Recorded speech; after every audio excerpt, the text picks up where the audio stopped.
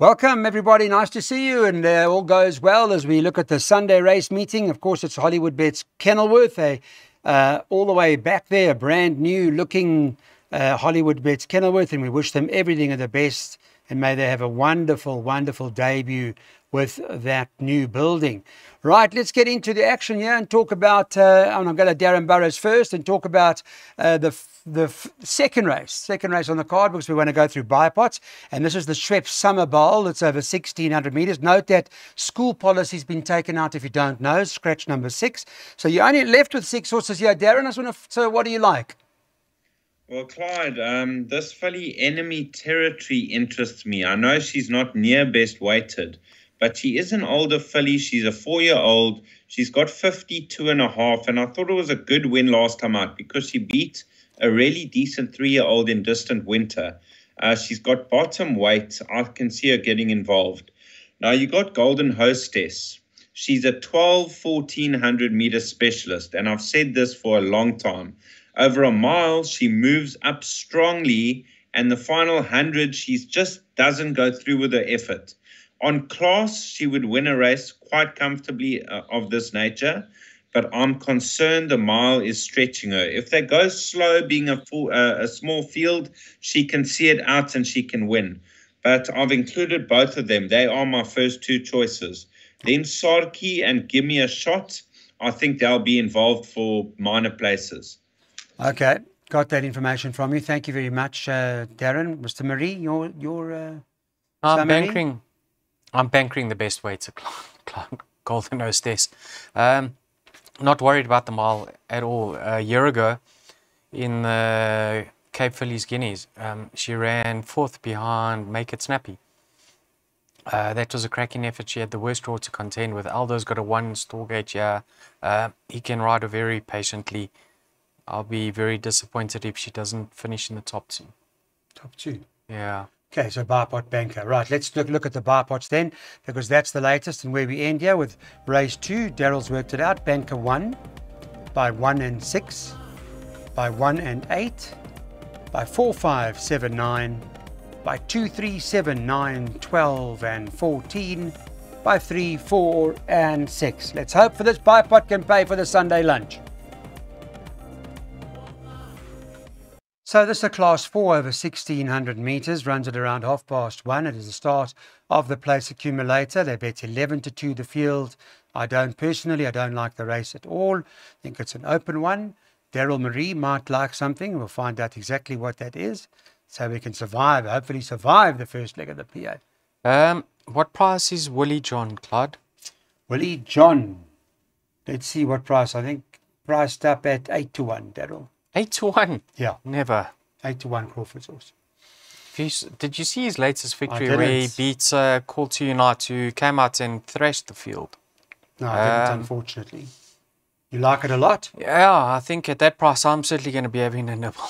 He's going the right way, Clyde. Call to Unite won again, eh? Yes, Call to Unite franked it from easing up 200 meters from home. Right.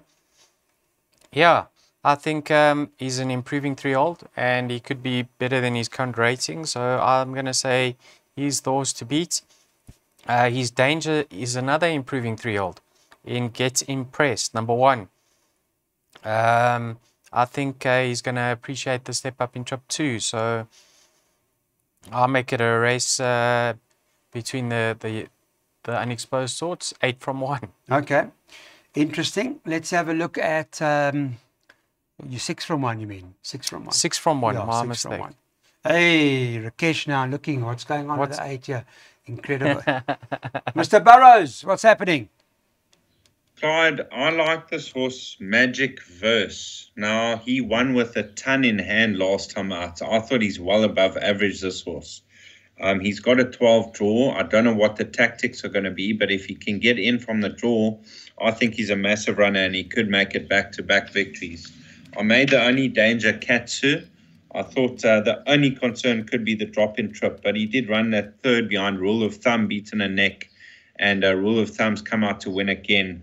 I thought he's a massive runner too. So Magic Verse, my outright first choice.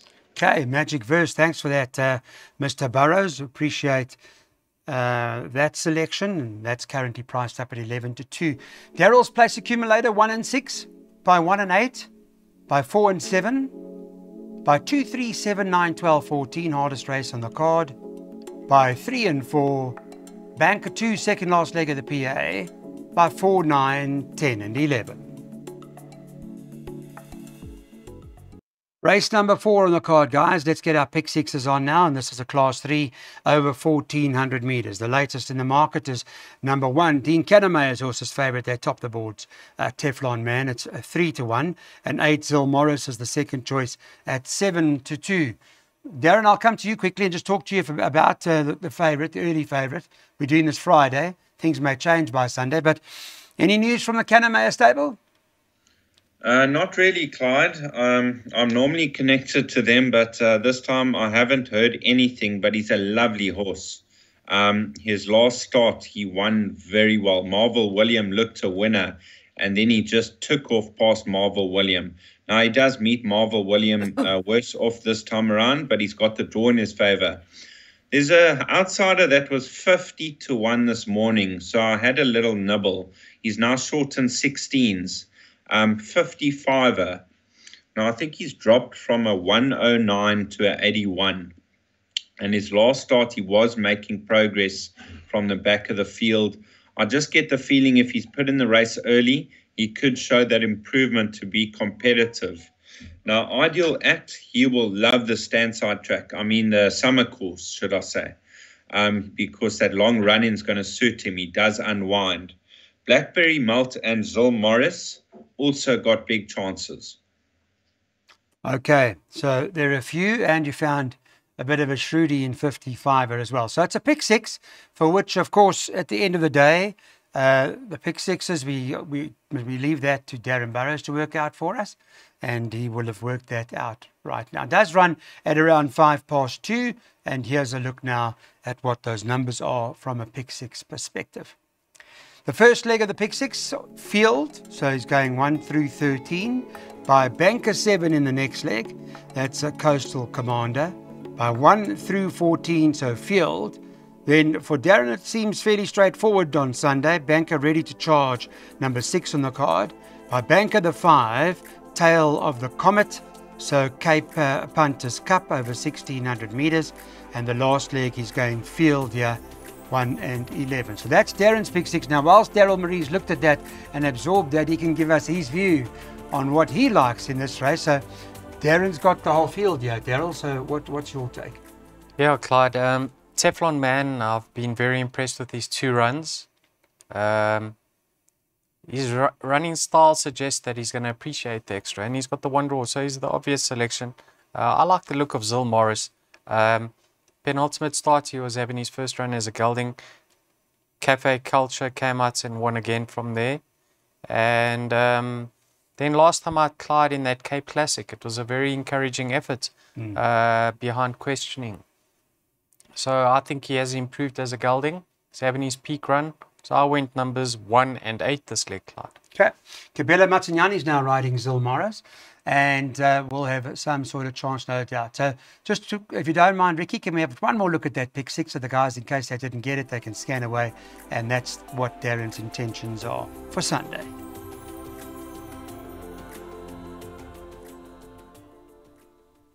This is a Class 4 over 1,200 metres, and in this particular race, there'll be, if all go ahead, 15 of them that will line up in this particular event, where they bet 28-10 about Vaughan Marshall's Coastal Commander. Richard Fourie is riding that. The second choice in the market is Winter Pearl, Ricky Maingard's runner, 5-1. And number 4, Big Unit, Brett Crawford, they got that 7-1. There's one other, and that's Dean Kannemeier's runner, that was Savantrix. And it's 8s, it's 12s and better about the others. Daryl, let me come to you first. It's jackpot time, so we need to work out a pot. Yeah, I think you can narrow it down to about 5 runners here, Clyde. Coastal Commander. I think Richard will want to let him use his stride and his speed up the Kenilworth Straight. He's a lovely sort, Clyde, and you know the stable's really turned in a big way. So I think with that fitness on his side, I certainly see him being a player. big unit. I don't actually think he's been suited to Durbanville. Let's see how he goes up the straight. I think he's certainly progressive. Number 5, yeah, Oriental Charm. Never been comfortable around the bend. So I don't know if he needs to be gelded or possibly he could be better up the straights. I don't know, Clyde. He's a nice horse. I think when they get to the bottom of him, he could certainly win his races. And a horse like Lunch Money, they've tried him with blinkers over further. But I think what could be a winning move is coming back in trip. See how he moves down to the start though. Yeah. It does tend to be quite heavy. So I think 4 and 7 if I had to narrow it down to 2 runners. The principles 4 and 7, but you may, as Daryl says, need 5 horses in the jackpot. Mr. Burrows, your take on this run? Clyde, I banked this horse, Coastal Commander. Now, reason why, when he went 1,400 meters, he over races terribly. And back up the straight, he can just move at his own pace and relax. And with Richard Fourie up, I really expect him to win. So I banked him. I think back to 1,200 at Kenilworth, he'll take a ton of beating. Okay. All right, we got your version. Thank you very much. Coastal Commander, back over the 12, up the straight, and Darren likes that quite a lot. So he's making that one of his better bets on Sunday. Okay, race 6 is the Bantry Bay Stakes. It's over 1,100 meters, this particular event. Some nice horses that are lining up to sprint over the 1,100 meters. I was talking to Daryl, I was talking to Brandon, because he's going to be there on Sunday, Brandon Bailey. And he's going to be renting a 3-bedroom apartment in Bantry Bay. He asked me what it's like. No, not Bantry Bay. Yes, he said, is it a nice area? She said, so I said, no, I don't know if it is. It's okay. I'm not sure. Not too shabby. It's all right. It's okay. Yeah. So good luck if he's renting there. Yeah, 3-bedroom. He'll be weighing in his salary. I said, why don't you rent 4-bedroom? What you want 3-bedroom? I said, yeah. No, 3 bedrooms enough. Yeah. What you like here? I think Mr. Cobbs has had a nice prep. He goes well for Anthony Andrews. So I don't know what price he is, Clyde, but I'll certainly make him a nice trifecta and quartet inclusion. Best weighted is obviously Rio Karari. We know he's more than capable, but you know he has let down the side when he's been extremely well weighted in the past. So I don't think you can really rely on him, but I can certainly see him winning. A horse like Noble City, Clyde, he's making his debut for his new yard, number 3, and I know he's gonna be better over further, but he has won up the Kenilworth Straight before, and he's got a lovely turn of foot. So if he races well fresh, which I expect him to, he's another one that I can see featuring over here. But there are a few others that are certainly in with winning claims. The likes of Thunderstruck, Sir J, they're quality sorts, and nothing separating the two of them. Resonate, who appears to be the stable elect with the jockey booking. So maybe Mr. Cobb's a nice place bet. Well, it's 14-1, Mr. Cobbs at the moment, so there's a bit of a value horse over here for you. It's a nice field. Mr. Burrows, okay, let's hear from you. Which one? Very difficult, Clyde. I like Sir J. I think he'll run fresh, and Brett Crawford gets him fit after a break. He's a top-class individual, second to Isi Vungu Vungu, a length behind Gimme a Prince. He's top class, and even with the 62, I think he'll be in the first 3. You've got Thunderstruck, also a very good sprinter. There's not much separating himself and Sergey on the I think it was the Mercury Sprint, if I'm not mistaken. We Jamming, returning after a long break. You've got Bereave as well, returning after a break. Rio Karari getting a bit long in the tooth. And Resonate, he's an 1,100-meter specialist, so you can't ignore his chances. All right, so you're making it open. Daryl Marie's got this jackpot. Thanks, Darren. Daryl's got this jackpot worked out. 2, 3, 7, 9, 12, 14. So open by 3, 4, 6, by 2 and 5, by 4, 9, 10, 11 at the back. It's 144 Rand taken once. Okay, time now to have a look at the sophomore guys and see what the story is. This is where Ready to Charge. The Aussies are there. Richard Fourie riding. It's the 22-10 favourite. One Outlaw King, no pushover. Dean Cannemeyer's runner, 3-1. And then Darren, they bet 7-1 bar those two horses. Clyde, I think I'm going to stick you into a double now. Ready to Charge into Tail of the Comet. You can take 10,000 to 1,600. Now, Ready to Charge, he's a really good sprinter. He's not big. He's quite small but stocky. And 3 runs back. There's the form line I'm looking at. He ran behind Outlaw King, beaten a neck. He was very unlucky. He came from a long way back. He was flying. He's 3 kilos better off with Outlaw King on that run. He won his next start, his comeback run, over 1,000 meters. He got going late. He won. Then they put him 14.50 and that caught him out. He didn't stay the last bit. And he was 3rd behind Main Defender. I think first run in the Cape, Richard Fourie, I make Ready to Charge very, very hard to beat. Interesting, because he did remember finish in front of Tail of the Comet. Ready to Charge. You like him too? I like him. On the ratings, you have to fancy him. He's joint best in with Jerusalem Rain, who, Clyde, I expect an improved run from him. Wasn't a great run, but that was at Durbanville. Better than that. Yeah, he's better than that. I mean, he's run second to Main Defender, and he's beaten Sandringham Summit. So Sure. he's a high-class individual. Even just finished within 3 lengths of Lucky Lad. So I'm certainly not discounting his chances. I'm hoping the stable are expecting improvements on his behalf. And then a horse I know is held on paper and ratings is Underworld. But I watched his later starts at Durbanville. He wasn't ever comfortable. He goes well up the Kenworth Straight. I can see him flashing home late. So I don't make it as clear-cut as Darren Burrows, but I do like Ready to Charge his chances. Yeah. Okay. Thanks for that, guys. It's a listed 1,200. Let's get into selections now. You know what both gentlemen like. Darren is quite confident that Ready to Charge will win. This is the Cape Punters Cup. It's the main race of the day. It's a Group 2 and it's over 1,600 metres. There's some very nice horses that go to the gate, with particular reference, of course, to number 6, Tail of the Comet. Just how good is this horse? And he takes on the likes of Questioning. Now, Betway's market for this particular event is that Tail of the Comet is favourite at even money on the Friday. The 2 Questioning is the second choice at 7-2. I'll ask you, Daryl, is Tail of the Comet ahead of the handicapper? Yeah, Clyde, I mean, this horse, if you watch his later starts at Durbanville, 800 metres out, before getting into the first bend, I'm sure there were punters out there that would have been happy to cancel their bets. Yeah. He looked to be in trouble. And then coming into the straights, within a matter of strides, he had the race at his mercy and put the field to bed. So, I mean, he's special. He could be anything.